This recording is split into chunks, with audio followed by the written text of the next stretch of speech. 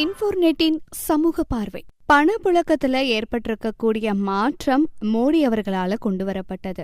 50 நாள் அவகாசம் கொடுங்க, நாட்டினுடைய நிலைமைய நல்ல விதமா மாற்றிடலாம் அப்படின்னு மோடி அவர்கள் அவகாசம் கேட்டிருந்தாங்க. நிலைமையில ஏதேனும் முன்னேற்றம் இருக்கா அப்படின்னு பார்த்தா மோசமாகிக்கிட்டே தான் இருக்கு. எந்த முன்னேற்றமும் ஏற்படல. பிரதமர் மோடி சொன்னதுபடி நடக்காததால மக்கள் தண்டனை கொடுக்க தயாரா இருக்கிறாங்க. அதை ஏற்க பிரதமர் மோடி தயாரா இருக்கணும். முதல்ல கருப்பு பணத்தை ஒழிக்க ரூபாய் நோட்டு செல்லாது அப்படின்னு சொன்னாரு. இப்ப பணமில்லா பரிவர்த்தனை அப்படின்னு புதிய திட்டத்தை சொல்றாரு.